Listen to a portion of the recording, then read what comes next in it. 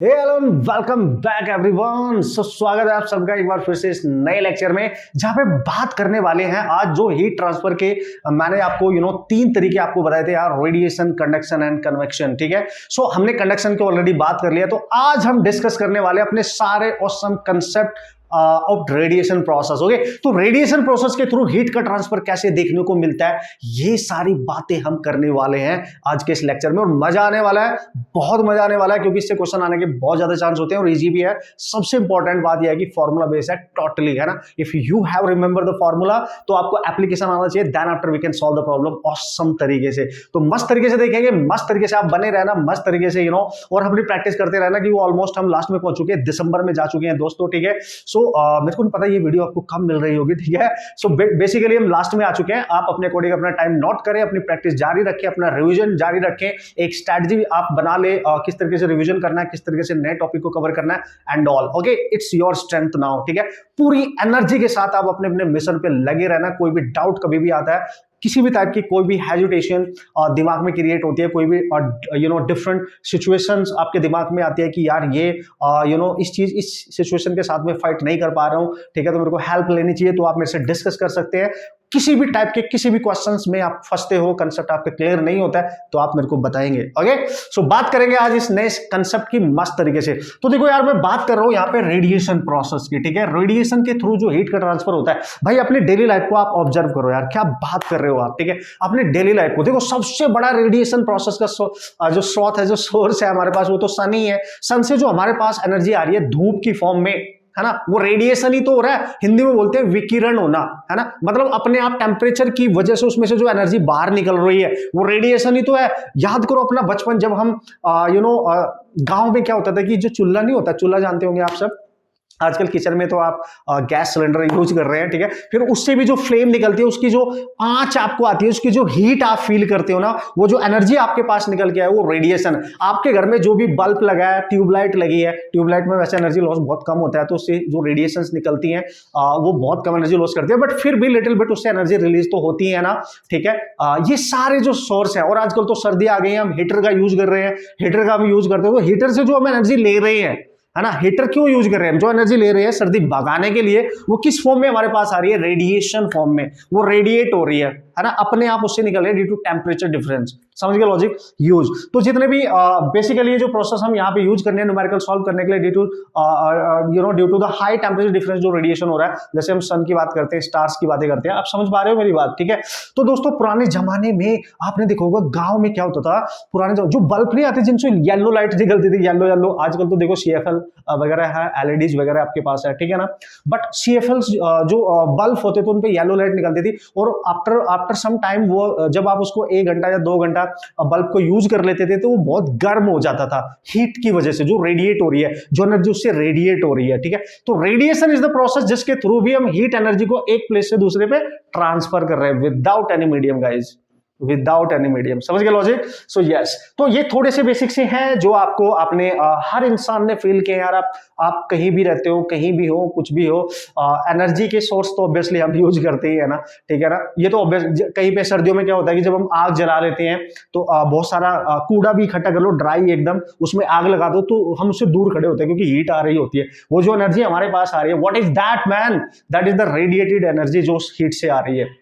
वहां पे जो टेम्परेचर आपने क्रिएट करा है। समझ गए logic. Yes, so come on. तो अब यहां पे मैं बात करने वाला हूं इस पर्टिकुलर टॉपिक रेडिएशन जो प्रोसेस है हीट ट्रांसफर का। 3 इंपॉर्टेंट लॉ है और 100% चांस होते हैं कि इनका यूज करके न्यूमेरिकल जरूर आता है। ठीक है, सो आज मैं बात करूंगा इस पर्टिकुलर लेक्चर में Stefan's law, Wien's displacement law और न्यूटन्स लॉ ऑफ कूलिंग हम नेक्स्ट लेक्चर में बात करेंगे, बट रेडिएशन में ये 3 प्रोसेस मोस्ट इंपॉर्टेंट है जो आपने पढ़ने हैं। ठीक है, तो आज इस लेक्चर में हम बात करने वाले हैं इसकी, तो मजा आने वाला है, न्यूमेरिकल भी करेंगे, सारे कॉन्सेप्ट भी देखेंगे क्या है। तो स्टीफन्स बोल्ट्जमैन लॉ के अकॉर्डिंग क्या है कंसेप्ट, और विन्स डिस्प्लेसमेंट लॉ आपको क्या बोलता है, न्यूटन्स लॉ ऑफ कूलिंग आपको क्या बोलता है। All the laws are under the radiation process. ठीक है, रेडिएशन प्रोसेस के थ्रू ही हीट का ट्रांसफर ये कर लेते हैं। तो 1 बाय 1 जल्दी से इसकी स्टार्टिंग कर लेते हैं। बिफोर कंसेप्ट ब्रेक डाउन, एक चीज याद रखना बॉस, यहां पे हमने क्या लिख रहा हूं मैं यहां पे हमने ब्लैक बॉडी की ही बात करेंगे हमेशा, ठीक है। यानी जो रेडिएशन होगा किसी भी बॉडी से उसके टेम्परेचर की वजह से, उसके यूज टेम्परेचर की वजह से जो भी रेडिएशन होगा उसको हम ब्लैक बॉडी मान के चलेंगे, है ना। बहुत डिटेल एनालिसिस मैं आपकी नहीं कराने वाला हूं, बट हाँ थोड़ा सा मैं बता देता हूं जिससे आपके दिमाग में रहे, अच्छा इस टाइप की बॉडी को हम ब्लैक बॉडी मान लेते हैं, यस इतना तो आपको पता होना चाहिए, बाकी आप एनसीईआरटी से पढ़ सकते हैं, नो प्रॉब्लम। ओके सो देखो, तो ब्लैक बॉडी किसको माना गया है, एक आइडियल बॉडी माना गया है इसको, आइडियल, ठीक है। आइडियल बॉडी, सर कैसी आइडियल बॉडी, मतलब क्या बात कर रहे हो, मतलब एक परफेक्ट बॉडी, किस सेंस में perfect, come on. Ideal body याद रखना, ये लाइन बस आपने याद रखनी है ना, विच एब्जॉर्ब, है ना, ऑल रेडिएशंस। ब्लैक बॉडी के बारे में स्टेटमेंट दिया गया, all radiations falling on it completely। ये आपने ध्यान देना है बॉस, ठीक है। मतलब एक ऐसी बॉडी जिसके ऊपर अगर बहुत सारी रेडिएशन इंसिडेंट हो रही है, फॉल कर रही है, तो हर एक रेडिएशन को एब्जॉर्ब कर लेगी, एक को भी रिफ्लेक्ट नहीं करेगी, सबको एब्जॉर्ब कर लेगी। इस टाइप की बॉडी को बोला गया था black body, that is the main definition, you have to remember. और इसी के बारे में बाद में एक लॉ बनाया गया किरचॉफ साहब के थ्रू, उन्होंने भी एक स्टेटमेंट दिया, यानी आप लिख सकते हो according to Kirchhoff, okay, Kirchhoff's laws, ठीक है। ब्लैक बॉडी रेडिएशंस के बारे में कहीं ना कहीं तो पढ़ाई हो गया यार, पढ़ लेना एक बार मस्त तरीके से, ठीक है। तो थोड़ा सा यहां पे इसको समझने के लिए इतना तो एटलीस्ट आपको पता होना चाहिए, इससे ज्यादा डिटेल में नहीं जाएंगे तो भी कोई टेंशन नहीं है। अकॉर्डिंग टू किरचॉफ्स लॉ आपने हमेशा याद रखना, अ गुड, जो बॉडी जिसको हमने ब्लैक बॉडी बोला है, या जो भी बॉडी जो एक गुड एब्जॉर्बर होगी, मतलब उस पर इंसिडेंट होने वाली मैक्सिमम एनर्जी को अगर वो एब्जॉर्ब कर सकती है, तो वो उसके पास एक मैक्सिमम कैपेबिलिटी होती है कि वो एनर्जी को रेडिएट भी कर सकती है। कहने का मतलब इनके अकॉर्डिंग अ गुड एब्जॉर्बर, ठीक है, उन्होंने बोला good absorber is a good emitter also, ठीक है, अ गुड इमिटर, मतलब एक गुड एब्जॉर्बर एक गुड इमिटर भी होता है। जितनी जल्दी वो मैक्सिमम एनर्जी को कंप्लीटली एब्जॉर्ब करता है, उतनी जल्दी वो मैक्सिमम एनर्जी को कंप्लीटली रेडिएट भी कर सकता है। तो ये भी आपने इसके बारे में याद रखना है। तो ऐसी कोई भी बॉडी बॉस, ऐसी कोई भी बॉडी याद रखना, ठीक है। आपको पता है ब्लैक बॉडी मतलब जो ब्लैक कलर होता है वो एक गुड हीट एब्जॉर्बिंग, एक गुड एक तरीके से कंडक्टर माना जाता है हीट का, हीट का, है ना। मतलब ये इसीलिए इसका नाम भी रख दिया गया एक तरीके से। अगर हम देखें ब्लैक बॉडी, जैसे आपने देखा होगा यार, हम जब खाना बनाते हैं ना, खाना नहीं, जब रोटी बनाते हैं तो जो तवा नहीं होता है जो जिस पे रोटी हम सेकते हैं, बनाते हैं, डालते हैं, फिर उसको सेकते हैं, तो उसकी जो बॉटम साइड होती है, जिधर आंच आप देते हो, जिधर को हीट आप देते हो, ठीक है, वो ब्लैक होती है नॉर्मली, ठीक है, या उस पे कार्बन ब्लैक उस पे लग जाता है। तो वो क्या करता है, अगर वो बिल्कुल टोटली ब्लैक है तो बेसिकली उसकी जो कोटिंग होती है उसमें क्या होता है कि वो जल्दी से मैक्सिमम हीट को एब्जॉर्ब करने की उसके पास कैपेबिलिटी होती है। This is the reason, okay, हम इन चीजों को यूज करते हैं बॉस। तो इतना सा याद रखोगे, दैट इज सफिशिएंट गाइस। मतलब सीधे से मेरी बात है, जब भी मैं स्टीफन बोल्ट्जमैन लॉ की बात करूं, विंस डिस्प्लेसमेंट लॉ की बात करूं, तो आप समझ जाना जिस भी बॉडी की रेडिएशन की मैं बात कर रहा हूं ना, वो ब्लैक बॉडी होगी बस। जब तक वो ये ना बोले कि वो ब्लैक बॉडी नहीं है। अगर वो ब्लैक बॉडी नहीं है, कोई अदर ऑर्डिनरी बॉडी है, फिर उसके अकॉर्डिंग डील कर लेंगे ना, टेंशन नहीं लेने का, ठीक है। तो जल्दी से यार स्टार्ट कर लेते हैं one by one, no problem at all. Hope so आप थोड़ा सा लिटिल बिट समझ गए होंगे, बेसिक सी अंडरस्टैंडिंग जो जरूरी थी वो हमारी हो गई होगी about the black body, that is sufficient. और डिटेल एनालिसिस आप चाहते हो तो थोड़ी सी एनसीईआरटी पढ़ना लाजमी है, ओके, पढ़ लेना, बट यार क्वेश्चन तो हो जाएंगे क्योंकि मैथमेटिकली फॉर्मूला बेस्ड क्वेश्चन सबसे ज्यादा आते हैं, ठीक है। लिटिल बिट कॉन्सेप्चुअल आएंगे वो भी हो जाएंगे, डोंट वरी, ठीक है। चले आगे बढ़े, मिशन को आगे लेके चले, यस। तो ये सो जल्दी से देख लेते हैं यार, वन बाय वन जल्दी से देखेंगे। और इस वीडियो में जितने भी हम इस लेक्चर में कंसेप्ट यूज करने वाले हैं और उनके न्यूमेरिकल प्रॉब्लम भी साथ साथ में हम सॉल्व करेंगे, जिससे कि कंसेप्ट बिल्डिंग आपकी बहुत अच्छी हो जाए, हर टाइप का क्वेश्चन हम सॉल्व कर सकते हैं देन, ओके, कम ऑन। तो सबसे पहले ब्रेक डाउन करते हैं कंसेप्ट का। तो सबसे पहले स्टीफन बोल्ट्जमैन लॉ में क्या बोला गया, स्टीफन बोल्ट्जमैन साहब ने क्या एक लॉ हमें दिया है, उसको हम देख लेते हैं। तो according to this law we can say we have a body, जिसको हम ब्लैक बॉडी ही मान के चलेंगे, ये मैंने आपको पहले बता दिया। लेट्स इसकी रेडियस कुछ r है और इसका टेम्परेचर कुछ t है, ऐसे आप मान लेंगे, ठीक है। तो इस टेम्परेचर की वजह से ये जो हीट रेडिएट कर रहा होगा, जो एनर्जी रेडिएट कर रहा होगा, आप समझना भाई, ठीक है, ये जो भी एनर्जी रेडिएट कर रहा है ना बॉस, ये जो एनर्जी रेडिएशन हो रही है यहाँ पे, ये जितनी भी रेडिएशंस है, यानी ऑल रेडिएशंस, यू कैन से all radiations are of different wavelengths, ठीक है, different wavelengths, यानी नॉर्मली ये सारी वेवलेंथ आपके डिफरेंट डिफरेंट वेवलेंथ के रेडिएशंस होंगी, मतलब कलर्स इनके, और बहुत सारी इसमें ऐसे भी होंगे जो बहुत क्लोजली एक दूसरे के होंगे, मतलब जिनकी वेवलेंथ में कोई ज्यादा डिफरेंस नहीं होगा, बट बहुत कुछ ऐसे भी होंगे जिनका डिफरेंस एक अच्छा खासा डिफरेंस होने वाला है वेवलेंथ्स में। ओके, तो बस मान के चलना कि जो रेडिएशंस हैं यहाँ पे जो बाहर निकल रहे हैं वो अलग अलग कलर की हो सकते हैं, उनकी वेवलेंथ डिफरेंट होगी। ओके सर, अब क्या बोला गया, स्टेटमेंट क्या था, स्टीफन-बोल्ट्जमैन लॉ। उन्होंने बोला जो एनर्जी यहाँ पे रेडिएट हो रही है, ये जो भी एनर्जी, जैसे सन को मान लो आप, सन से जो भी एनर्जी रेडिएट हो रही है ऐसे मान लो, तो ये जो एनर्जी आप लोगे, ये जो भी एनर्जी है, लेट्स सी मैं एनर्जी को यहाँ पे क्यू से डिनोट कर रहा है, but energy per unit area of this body and per unit time में कितनी रेडिएट हो रही है, इस फैक्टर को हम बोलेंगे E, the intensity of radiation you can say, the emissive power you can say. ठीक है, सो ये जो एनर्जी ई आप यूज कर रहे हो उसको हम क्या नाम देंगे, not energy only, energy per unit area per unit time आप लेंगे। ठीक है, तो इसके बारे में उसने बोला कि ये टेम्परेचर की फोर्थ पावर के डायरेक्टली प्रोपोर्शनल है, and this is the law, this is the law. मतलब जब भी आप ई की बात करोगे ना, तो ई को ऐसे मत देखना, ये है ई। ठीक है, अगर ई की यूनिट आप लिखना चाहोगे तो जूल, क्योंकि ई बना है इससे मिलके, एनर्जी डिवाइड बाय एरिया और टाइम पर मीटर स्क्वायर इनटू सेकंड, ये है इसकी यूनिट। यानी इसको आप लिख सकते हैं जूल पर सेकंड को वॉट भी लिख सकते हैं, तो वॉट पर मीटर स्क्वायर। ये जानना आपके लिए बहुत जरूरी है कि यहाँ पे जो एनर्जी रेडिएट हो रही है, इंटेंसिटी ऑफ रेडिएशन जिसकी हम बात कर रहे हैं, वो डायरेक्टली प्रोपोर्शनल है टी की पावर 4, और वो जो इंटेंसिटी ऑफ रेडिएशन है वो पर यूनिट एरिया पर सेकंड है। ठीक है जी, तो यहां से उन्होंने एक कांस्टेंट निकाला, कांस्टेंट आया सिग्मा, और सिग्मा को नाम दिया गया दोस्तों स्टीफन्स कांस्टेंट। ठीक है, स्टीफन्स कांस्टेंट मोस्ट इंपॉर्टेंट, मतलब सबको पता ही होता है नॉर्मली। ठीक है, तो निकाल लेंगे यार। तो स्टीफन कांस्टेंट की वैल्यूज भी हमें पता होती है कितनी, 5.67 इंटू 10⁻⁸। यूनिट आप निकाल सकते हो, नो प्रॉब्लम। यूनिट कैसे निकालेंगे सर, यूनिट देखो टी नीचे आएगा और ए पहले से नीचे है, सेकंड भी है, ठीक है, और जूल, यानी इसकी यूनिट आप बना सकते हो joule per metre square second, और जब टी भी नीचे आ जाएगा तो केल्विन की पावर 4, ये इसकी यूनिट है। या वॉट में लिख दो, what per metre square kelvin की पावर 4, ऐसे लिख सकते हो। तो सिग्मा की वैल्यू याद रख सकते हो, अदरवाइज गिवन भी हो सकती है, बट याद, ये तो याद रहती है, लॉट ऑफ प्रैक्टिस आपने की होगी बोर्ड एग्जाम के लिए भी, तो दैट्स व्हाई वहां पे तो याद हो ही जाती है, थोड़ा सा आप लिख लेंगे इसको। ठीक है, बस एक चीज का आपने ख्याल रखना है, यहाँ पे जो टेम्परेचर है ड्यूरिंग द न्यूमेरिकल प्रॉब्लम जब आप सॉल्व करोगे, temperature you have to take in kelvin. यहाँ पे जो टेम्परेचर है जब भी आप यूज करोगे केल्विन में ही लेना है, अगर डिग्री सेल्सियस में दे रखा होगा तो केल्विन में ही लेना है, समझ गए। धीरे धीरे बढ़ेंगे आगे मिशन की तरफ, नो प्रॉब्लम, बहुत मजा आने वाला है बॉस। ठीक है, अब देखो, अब अगर दोस्तों आपसे जो इंटेंसिटी यहां रेडिएट हो रही है, जो एनर्जी रेडिएट हो रही है, उसकी पावर पूछे, है ना, अगर पावर पूछ ले, पावर ऑफ रेडिएशन, ये जो रेडिएशन यहां से निकल रही है उनकी पावर क्या है, समझ रहे हो, energy of radiation per unit area per unit time. तो पावर का मतलब क्या होता है, पावर होती है जो एनर्जी रेडिएट हो रही है पर यूनिट टाइम, उसको पावर कहते हैं। तो हम यहां से Q बाई टी निकालना है, तो ए को मल्टीप्लाई करना पड़ेगा भाई, ए को मल्टीप्लाई करना पड़ेगा, तो पावर कितनी आ जाएगी, तो देखो E इतना था, ठीक है ना, तो E में किससे मल्टीप्लाई करना पड़ेगा यहां से, क्योंकि E किसके इक्वल है, Q बाई AT, तो आप एरिया से मल्टीप्लाई करेंगे, तो यहां आ जाएगा सिग्मा A T की पावर 4। तो ये ध्यान देना है दोस्तों आपने कि क्वेश्चन में पूछा क्या जा रहा है।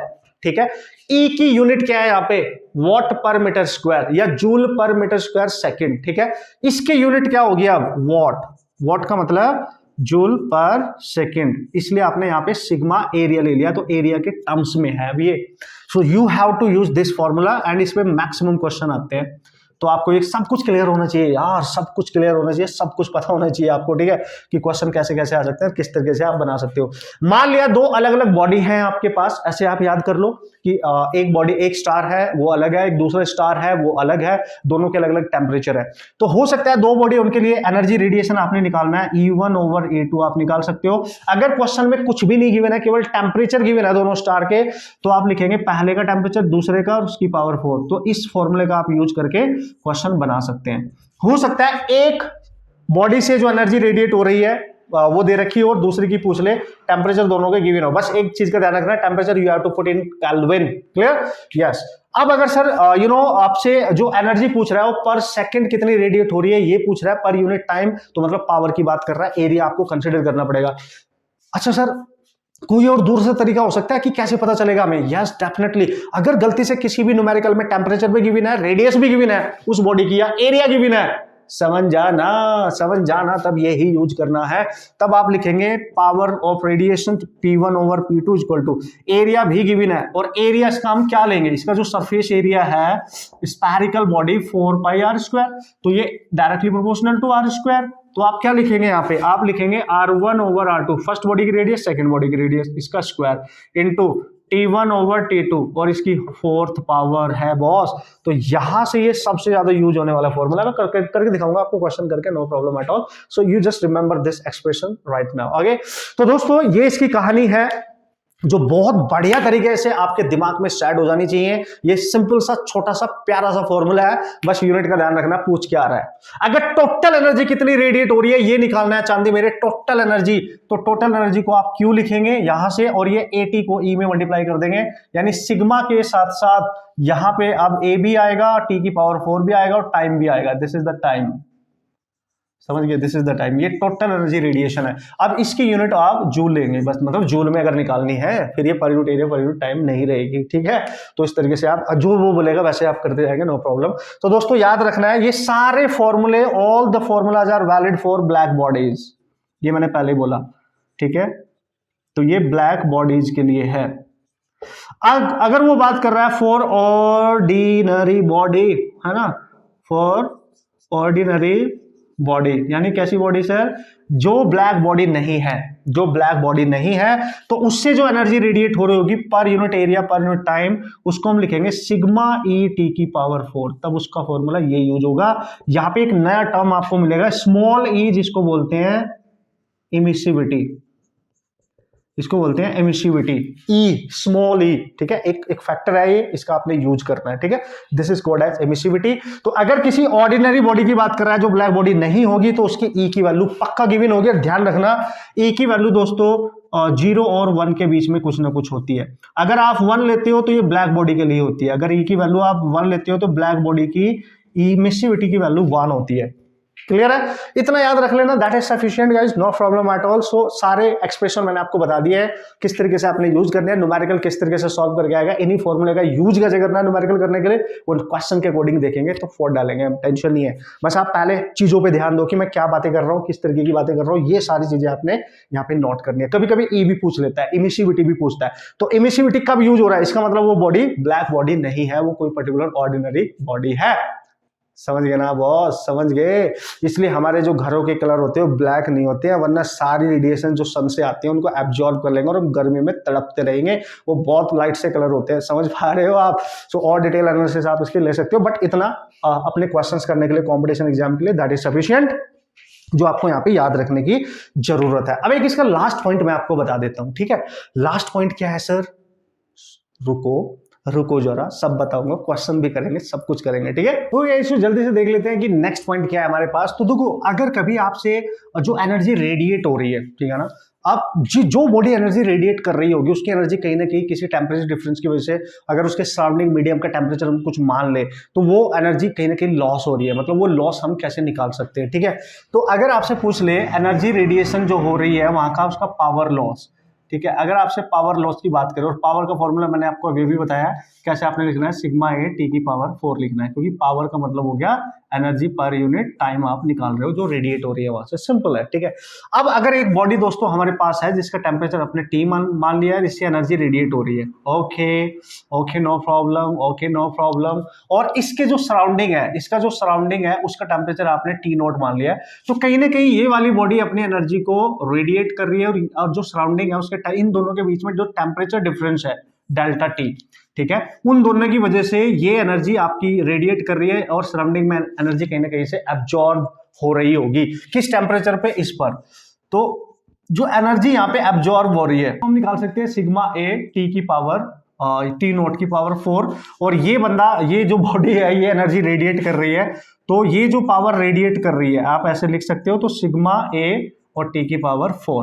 तो अगर लॉस निकालना है तो जो रेडिएट किया और जो एब्जॉर्ब किया उनका डिफरेंस आप ले लेंगे, तो जो लॉस आपके पास आएगा इसमें से इसको सब्ट्रैक्ट कर दो, सिग्मा A बाहर, टी की पावर 4 माइनस टी नॉट की पावर 4। सर हमें पता कैसे चलेगा कि क्वेश्चन कैसे आएगा और कैसे करेंगे? या दोस्तों याद रखना, जब भी कभी लॉस कुछ एनर्जी जो बॉडी रेडिएट कर रही है वहां से कितनी एनर्जी का लॉस हो रहा है और आपको बॉडी का टेम्परेचर दे रखा है और सराउंडिंग का टेम्परेचर कुछ दे रखा है, समझ जाना यही फॉर्मूला यूज करना है लॉस निकालने के लिए, चेंज निकालने के लिए। And this is the temperature of body, this is the temperature of surrounding, take in kelvin, है ना। बस यही ध्यान रखना, मैं बार बार बोल रहा हूं जब न्यूमेरिकल करेंगे तो केल्विन में लेना है, इस बात का बिल्कुल खासा ख्याल रखने वाले हैं।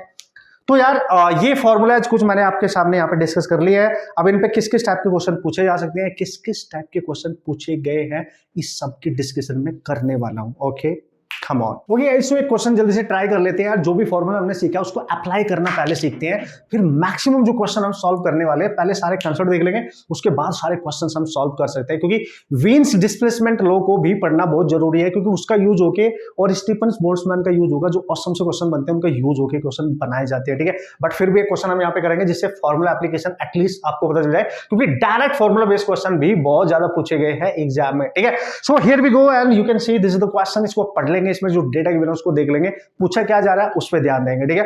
Then you can apply the concept, the formula actually यार फॉर्मूला बेस्ड है टोटली। ओके उसने बोला स्फेरिकल ब्लैक बॉडी, देखा क्लियरली बोला उसने ब्लैक बॉडी है भाई, spherical black body with radius 12 centimetre, radius 450 watt power. मतलब एक हमारे पास स्फेरिकल बॉडी है, ठीक है, लेट्स से इसकी रेडियस कुछ आर है, ओके और इससे जो पावर रेडिएट हो रही है, इससे जो पावर रेडिएट हो रही है वो दे रखी है आपको 4 व्हाट इज दैट 50 वॉट, इतनी वो रेडिएट कर रही है और इसकी जो रेडियस है वो 12 सेंटीमीटर है इनिशियली, है ना, ये रेडियस है इसकी 12 सेंटीमीटर, क्लियर। ओके अब वो बोल रहा है कि एट 500 केल्विन, और जो उसका टेम्परेचर है इनिशियली दिस इज 500 केल्विन है, मैंने बोला था ना केल्विन में लेना है। If not given in the kelvin, degree में अगर गिवन है तो you have to convert in the kelvin first of all, okay. फिर वो बोल रहा है if the radius were half and the temperature doubled, अगर उसकी रेडियस, ठीक है, ये मैंने कुछ ज्यादा ही बड़ा बना दिया है ना, वो रेडियस को हाफ कर रहा है बेसिकली। तो लेट्स सी, ऐसे ऐसे कर लो, इसकी जो नेक्स्ट रेडियस हो जाएगी, अब उसने बोला अगर रेडियस को हाफ कर दे इनिशियल से, मतलब ये 12/2 दैट इज 6 सेंटीमीटर हो जाएगा, तो इसका जो टेम्परेचर है T2 वो डबल हो जाता है 2 टाइम्स ऑफ T1, यानी 1000 केल्विन हो जाएगा ना, क्योंकि ये 500 है, ठीक है सर। इस कंडीशन में now the power radiated in what, समझ गए, वुड बी। अब आप बोल रहा है कि अब बताओ इससे कितनी पावर रेडिएट हो रही होगी, यानी P2 आपने कैलकुलेट करना है। तो याद करो, देखो मैंने आपको क्लियरली बोला था जब भी कभी टेम्परेचर गिवन हो, रेडियस गिवन हो या एरिया गिवन हो, you have to use the power formula. मैंने आपको बताया था पावर फॉर्मूला आपने यूज करना है P1, मतलब आपने जो नॉर्मली फॉर्मूला यूज करना है सिग्मा A T की पावर 4 यूज करना है।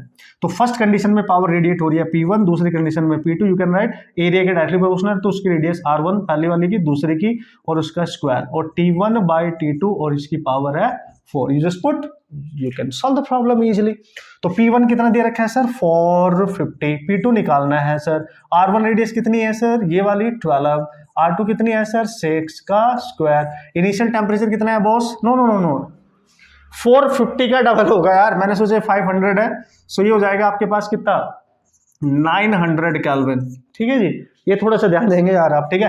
तो T1 कितना था सर 450, ये कितना आ गया सर 900 और उसकी पावर कितनी है सर 4, ये हो गया सर कैंसिल, और 45 से ये भी कैंसिल, 2 नहीं आ जाएगा यहाँ पे, तो यहाँ पे आप लिखेंगे 450/P2 इक्वल टू, यहाँ बचेगा 2 की पावर 2, नीचे आ जाएगा 2 की पावर 4, आप चेक कर सकते हैं 2 बचेगा, इसकी पावर 4 है तो ये कैंसिल, तो ये बचेगा 1/2 की पावर 2, इस 2 की पावर 2 से 2 की पावर 4, तो 2 की पावर 2 ही बचेगी।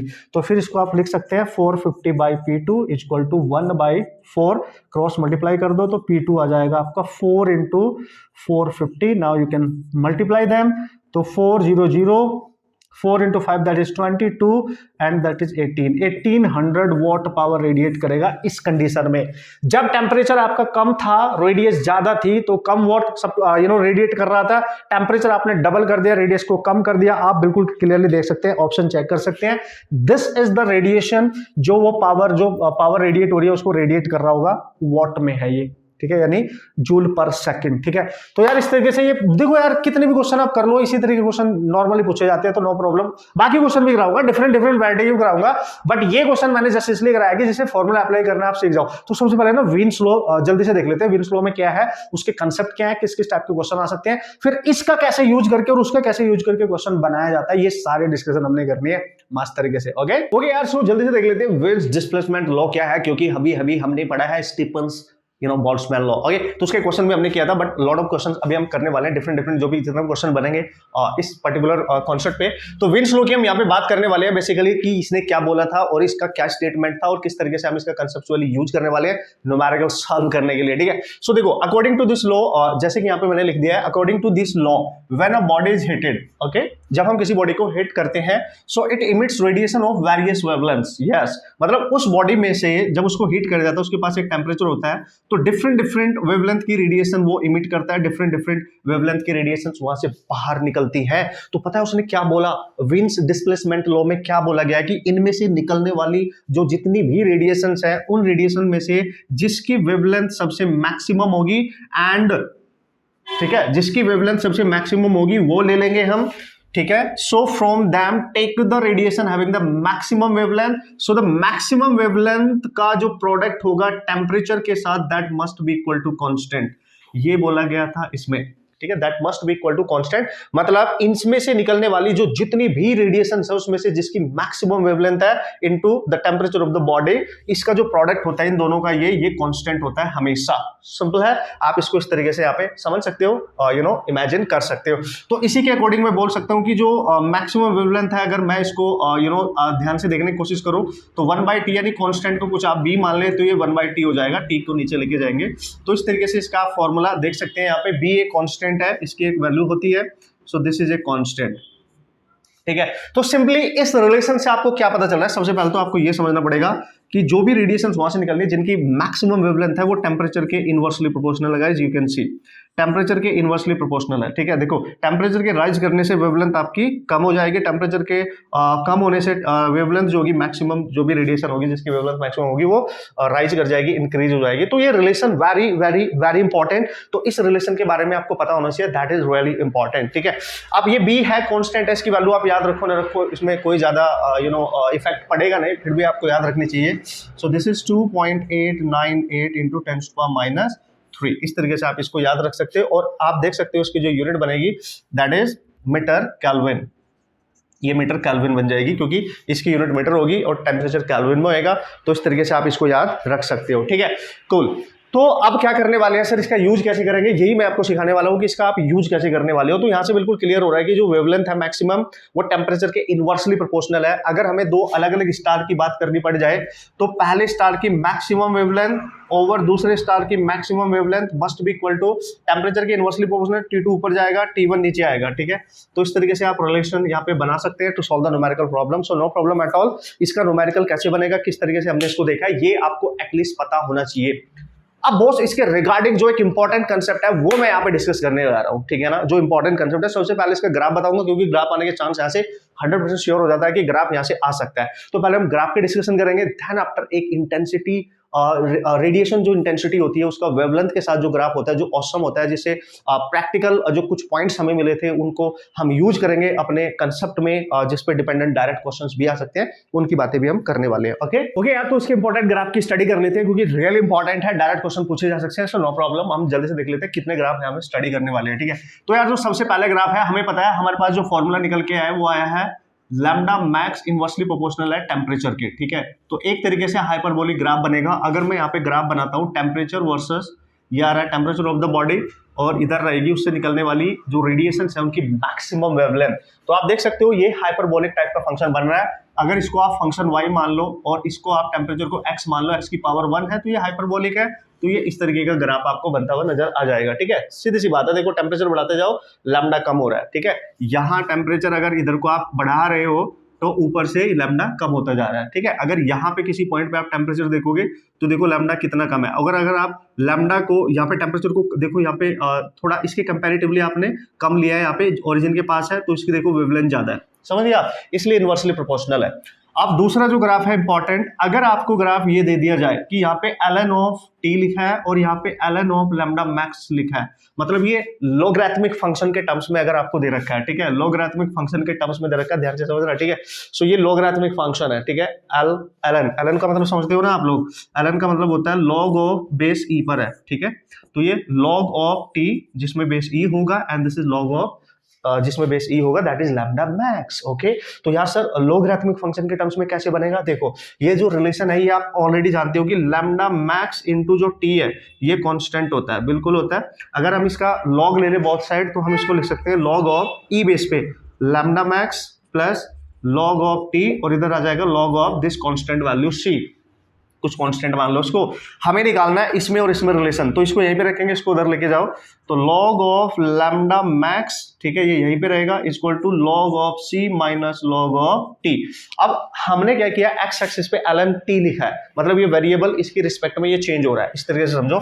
तो जो वेरिएबल है हमारे पास यहाँ पे ये है ना, इसकी स्लोप नेगेटिव है, ठीक है, और ये कॉन्स्टेंट वैल्यू है, ठीक है, कांस्टेंट है। कांस्टेंट वैल्यू क्या होती है, और ये हमारा फंक्शन है। अगर मैं इसको थोड़ी देर के लिए y मान लूं दोस्तों, और इस कांस्टेंट को मैं c ही मान लेता हूं और इसको मैं x मान लेता हूं, तो आपने देखा होगा स्ट्रेट लाइन ग्राफ है ना, स्ट्रेट लाइन का ग्राफ बनेगा। यहाँ पे x की पावर 1 है क्योंकि आपने log t को x माना है पूरा का पूरा, और इसके सामने माइनस साइन है, इसकी स्लोप नेगेटिव होगी, मतलब ग्राफ ये कर्व ना बनके सीधा इस तरीके से बन जाएगा, कर्व ना बनके सीधा इस तरीके से बन जाएगा, स्ट्रेट लाइन स्लोप डाउनवर्ड हो जाएगी नेगेटिव। तो simply you just remember this, ये भी ग्राफ पूछ सकता है, ln फंक्शन के टर्म्स में पूछ सकता है, नॉर्मली पूछ सकता है, तो फिर हाइपरबोलिक रेक्टेंगुलर हाइपरबोलिक ग्राफ आप बना के आ जाएंगे, so no problem at all, ठीक है। तो इस फॉर्मूले के अकॉर्डिंग यूज कैसे करेंगे न्यूमेरिकल करने के लिए, वो अलग बात है, उसको करेंगे हम क्वेश्चंस के अकॉर्डिंग, यू डोंट वरी, ठीक है। पहले आप देख लो कि ग्राफ भी पूछे जाते हैं भाई, अब मतलब किसी भी तरीके से वो क्वेश्चन को डिजाइन कर सकता है, जितना बेसिक और जितना छोटा उतना खोटा बन जाता है, नहीं तो आपको हर चीज की नॉलेज होनी चाहिए, ठीक है।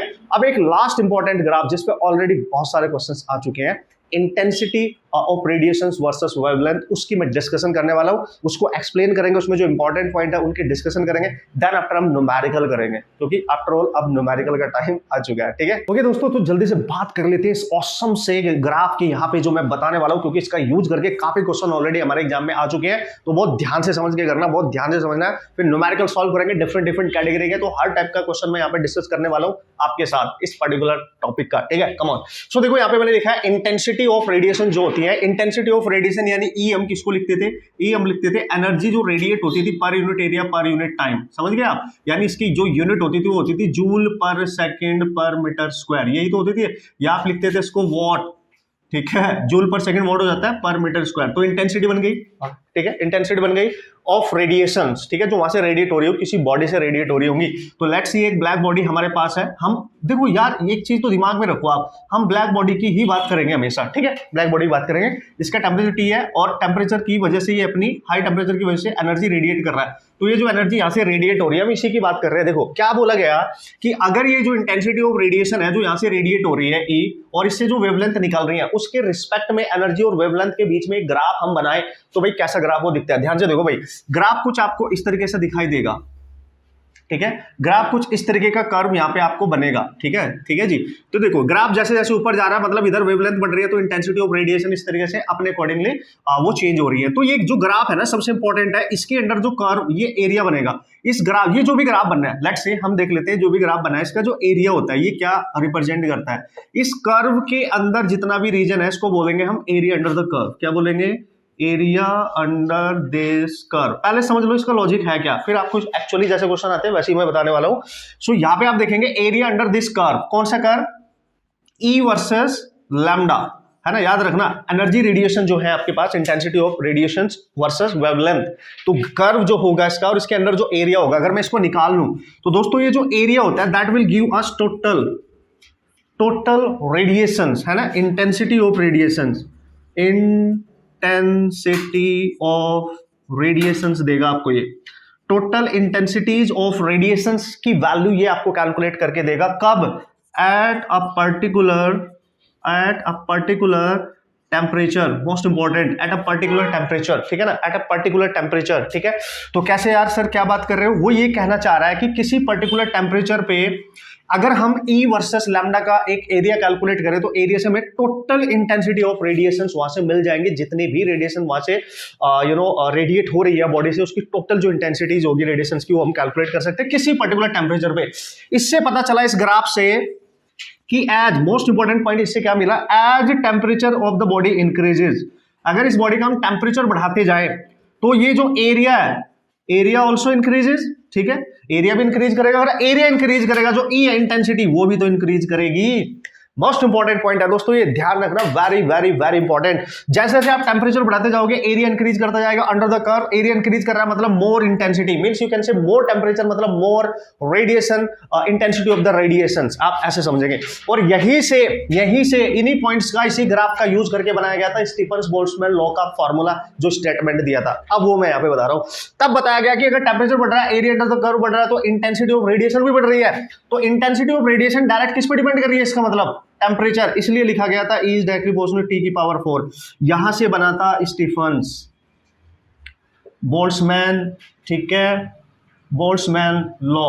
इतना तो आप थोड़ा सा समझ चुके होंगे। अब कहानी क्या है, टेम्परेचर को बढ़ाते जाओ, more temperature more intensity of radiations, obviously यार, ठीक है। उस बॉडी का टेम्परेचर जितना ज्यादा होगा उससे रेडिएशन उतनी ज्यादा वहां से वो रेडिएट करेगा, निकालेगा, इमिट करेगा। इतना तो लॉजिक लगा सकते हो ना, यस। सो ये हमें बता रहा है हमारा ये कर्व। अब देखो इसको वीन्स लॉ के अकॉर्डिंग कैसे आप रिप्रेजेंट कर सकते हो, that is really awesome and important. देखो भाई लोग, वीन्स लॉ ने क्या बोला, now according to the Wien's law, उन्होंने बोला कि जो लैम्डा मैक्स है वहां से जो रेडिएशंस निकल रही हैं और इस बॉडी का जो टेम्परेचर है उसमें इनवर्सली प्रोपोर्शनल का रिलेशन होता है, यस, ठीक है। टेम्परेचर बढ़ाओ लैम्डा कम होगा। तो इसको आप किस तरीके से रिप्रेजेंट कर सकते हो, ध्यान से समझना, यही बना रहा हूं मैं, ठीक है। तो यहां पे मैंने बनाया लैम्डा और इधर बना दिया मैंने E। तो सपोज करो एक ग्राफ आपको दोस्तों ऐसे दे रखा है, तो हम क्या करेंगे, एक ग्राफ ऐसे दे रखा है, ठीक है, एक ग्राफ आपको ऐसे दे रखा है। देखो ध्यान से देखना आप, देखो इन ग्राफ्स का जो पिक पॉइंट है, जो देखो इनकी जो एनर्जी ऑफ रेडिएशन है वो इंक्रीज कर रही है इधर लैम्डा। जैसे जैसे आप ओरिजिन से इधर को जाओगे, देखो इसका पीक पॉइंट ये रहा, इसका ये रहा और इसका ये रहा। तो अगर इसके पीक पॉइंट की बात करूं तो यहाँ पे इसकी ये फर्स्ट ग्राफ है, ये सेकंड ग्राफ है, थर्ड ग्राफ है। सपोज करो इस ग्राफ का टेम्परेचर T1 है, इसका T2 है और इस ग्राफ का T3 है। तो वीन्स लॉ का अप्लाई करना है आपने और उसके अकॉर्डिंग क्वेश्चन भी सोल्व करना है, ध्यान से समझना। तो अगर मैं फर्स्ट ग्राफ की वेवलेंथ देखूं तो ये है लैम्डा 1, ठीक है, ये लैम्डा 1 है यहां से यहां तक। और अगर मैं इसके पीक पॉइंट को देखूं, ये शिफ्ट हो गया, समझना ध्यान से, इसका जो मैक्सिमम पॉइंट है वो इधर शिफ्ट हो गया, मतलब यहां पे लैम्डा 2 है यहां से यहां तक, यानी लैम्डा 2 अभी लैम्डा 1 से कम हो गई है। और जो थर्ड ग्राफ है जिसकी एनर्जी ऑफ रेडिएशन सबसे ज्यादा है, देखो उसका पीक पॉइंट और शिफ्ट हो गया, यानी ये देखो लैम्डा 3, यानी बिल्कुल क्लियरली दे सकते हो सबसे ज्यादा लैम्डा किसका है, फर्स्ट ग्राफ का, यानी lambda 1 is greater than lambda 2 is greater than lambda 3। यार इंपॉर्टेंट है ये, वेरी इंपॉर्टेंट है, इसको बहुत ध्यान से आप समझेंगे। इस कर्व को किस तरीके से आप बना सकते हैं, समझ सकते हैं और इस फॉर्मूले कैसे अप्लाई कर सकते हैं, कैसे क्वेश्चन आ सकते हैं, वो सब सिखा रहा हूं मैं आपको, ध्यान से देखेंगे। जो पहला कर्व है इसके अंडर जो एरिया वो कम है, मतलब इसकी इंटेंसिटी ऑफ रेडिएशन कम है इसके एरिया के अकॉर्डिंग। देखो ये इतना सा एरिया है इसका, बट इसकी वेवलेंथ जो सबसे मैक्सिमम वाली है वो यहाँ पे है इस पॉइंट पे। तो इसकी मैक्सिमम वेवलेंथ है लैम्डा 1, है ना, इस पर्टिकुलर ग्राफ की ये मैक्सिमम वेवलेंथ है करस्पॉन्डिंगली। और ये जो लैम्डा 2 है सेकंड ग्राफ की मैक्सिमम वेवलेंथ है, लैम्डा 2 को आप सेकंड ग्राफ की मैक्सिमम वेवलेंथ मान सकते हैं। और लैम्डा 3 की मैक्सिमम है, लैम्डा 3 मतलब थर्ड ग्राफ की। लेकिन जो थर्ड ग्राफ है उसका एरिया अंडर द कर्व सबसे ज्यादा है, ठीक है, उसका एरिया अंडर द कर्व सबसे ज्यादा, देखो ये सबसे ऊपर है और ये सबसे ज्यादा एरिया कवर करेगा। और इसकी इंटेंसिटी ऑफ रेडिएशन देखो सबसे ज्यादा है, इसकी उससे कम है और इसकी सबसे कम है। मतलब विन्स लॉ बोलते हैं जिसकी, आप इसको ऐसे भी लिख सकते हो, T is inversely proportional to lambda max. आप देख सकते हो जिसकी लैम्डा सबसे ज्यादा उसका टेम्परेचर सबसे कम होगा। तो from the graph it is very clear. और आप देखोगे ये जितने भी ग्राफ जिस तरीके से मैंने बनाए हैं, जो पहले वाला ग्राफ है उसका पीक पॉइंट यहाँ पे है, दूसरे का पीक पॉइंट इधर ना जाके इधर शिफ्ट कर गया, इसलिए इसको डिस्प्लेस कर गया, इसलिए इसको विन्स डिस्प्लेसमेंट लॉ बोलते हैं, विन्स डिस्प्लेसमेंट लॉ। देखो ना यार, इस सेकंड वाले का जो ये पीक पॉइंट था, जो मैक्सिमम पॉइंट था उसका, वो इस साइड में होना चाहिए था राइट में, जबकि उधर लेफ्ट में शिफ्ट कर गया, ठीक है। मतलब इस तरीके से आप समझ सकते हैं। तो इसकी वेवलेंथ सबसे ज्यादा है, सबसे आगे है, और सेकंड वाले की उससे कम है, थर्ड वाले की उससे भी कम है, देखो सबसे कम है, थर्ड वाले की सबसे कम है। तो थर्ड वाले का टेम्परेचर सबसे ज्यादा होना चाहिए, मतलब उसका एरिया सबसे ज्यादा होना चाहिए। यहां से देखो सबसे ज्यादा टेम्परेचर, सबसे ज्यादा एरिया, सबसे ज्यादा एनर्जी ऑफ रेडिएशन। तो इस ग्राफ से सारी इंफॉर्मेशन आपको मिल रही है कि जो सबसे ऊपर वाला ग्राफ है, ये वाला सबसे, उसका टेम्परेचर सबसे ज्यादा होगा, फिर उससे नीचे वाले का, फिर सबसे नीचे वाले का। और जिसका टेम्परेचर सबसे ज्यादा देखो उसकी वेवलेंथ सबसे कम है कि नहीं, इनवर्स रेशियो। और जिसका टेम्परेचर सबसे ज्यादा देखो उसकी एनर्जी रेडिएशन सबसे ज्यादा है। अगर यहाँ पे मैं E3 लिखूं, यहाँ पे मैं E2 लिखूं, यहाँ पे मैं E1 लिखूं, और जिसका रेडिएशन सबसे ज्यादा है, टेम्परेचर उसका उसका उसका जो एरिया अंडर द कर्व है, यानी ये जो सबसे ऊपर वाला कर्व है उसके नीचे जो भी एरिया वो कवर करेगा वो सबसे ज्यादा होगा। ऑब्वियसली आप यहां से बता सकते हैं, यानी A3 का area is greater than A2 is greater than A1, सब कुछ यहां पे है। और इसी टाइप के क्वेश्चंस आते हैं, बस आपको ये फॉर्मूला अप्लाई करना आना चाहिए, ठीक है। मोस्ट इंपॉर्टेंट है दोस्तों, इसलिए विन्स लॉ का यूज किया जाता है दोस्तों एस्ट्रोफिजिक्स में for the radiation of the stars. जितने हमारे स्टार्स होते हैं उनसे जो रेडिएशंस निकलती हैं उनकी स्टडी वगैरह करने के लिए यहाँ पे एस्ट्रोफिजिक्स में विन्स लॉ का यूज किया जाता है commonly. So very very very important. तो ये पॉइंट आपने बहुत अच्छे से याद रखने, ये ग्राफ वाला पॉइंट आपने बहुत अच्छे से याद रखना, क्योंकि इस पे न्यूमेरिकल आते हैं। अब मैं जल्दी से जा रहा हूँ कि इसके न्यूमेरिकल आएंगे कैसे और आप सॉल्व कैसे करेंगे, क्योंकि कंसेप्ट थ्योरेटिकली हमने बहुत सारे पढ़ लिए हैं बढ़िया तरीके से, बस अब अप्लाई करना है, न्यूमेरिकल सॉल्व करने हैं, और यही हमारे लिए जरूरी है, ठीक है। होप सो ये फंड आपको क्लियर हुआ होगा, क्या कॉन्सेप्ट है, किस तरीके से अप्लाई करना है, अब बताऊंगा न्यूमेरिकल के थ्रू। क्लियर है? ओके यार, क्वेश्चन करने से पहले एक मोस्ट इंपोर्टेंट रिलेशन आपको बता देता हूं, क्योंकि ये तो मैंने आपको बताया नहीं कि what is the relationship between the Stefan Boltzmann law, मतलब उनका उन फॉर्मूलाज का आप यूज कैसे कर सकते हैं विद विन्स लॉ, ठीक है। कम ऑन, देखो भाई स्टीफन के अकॉर्डिंग क्या था, जो एनर्जी रेडिएट हो रही थी, ठीक है ना, जो एनर्जी रेडिएट हो रही थी, आपकी जो इंटेंसिटी ऑफ रेडिएशन हम लिखते थे, वो टेंपरेचर की फोर्थ पावर के डायरेक्टली प्रोपोर्शनल है। और विन्स लॉ ने बोला कि जो टेंपरेचर और वेवलेंथ है उनमें इनवर्सली रिलेशन होता है, ये विन्स लॉ है। अगर हम दोनों को कंबाइंड करते हैं तो very clearly you can see guys, इसको हम कैसे लिखते थे, अगर मैं यहाँ पे एनर्जी पावर ऑफ रेडिएशन की बात करूं, अगर मैं केवल पावर ऑफ रेडिएशन की बात करूं, ठीक है, पावर ऑफ रेडिएशन, तो पावर आपको पता है सिग्मा ए टी की पावर 4 होता है, तो मैं लिखूंगा P1 over P2 equal to, sigma तो कांस्टेंट है, तो A1 ओवर A2, और इसकी जगह मैं रेडियस लिख सकता हूँ R1 ओवर R2 का whole square into T1 over T2 की पावर 4, है ना। अगर दो बॉडी अलग अलग रेडिएट कर रही है अलग अलग टेम्परेचर पे, तो इस तरीके से आप फॉर्मूला बना सकते हैं, मतलब ये मैंने आपको बता भी दिया है, ठीक है। But if guys remember, if temperatures of bodies, ध्यान रखना हमेशा, temperature of bodies are not given, अगर बॉडीज के टेम्परेचर नहीं दे रखे हैं क्वेश्चन में, the wavelengths are given, but there, ठीक है, वेवलेंथ्स समझना, और ऑसम तरीके से उड़ा दोगे आप क्वेश्चन ऐसे देखते ही। देयर वेवलेंथ्स आर गिवन, अगर उनकी वेवलेंथ्स आपको दे रखी है λ1 एंड λ2, λ1 किसी टेम्परेचर T1 पे होगी, λ2 किसी टेम्परेचर T2 पे होगी, इस तरीके से आप बना सकते हैं, ठीक है।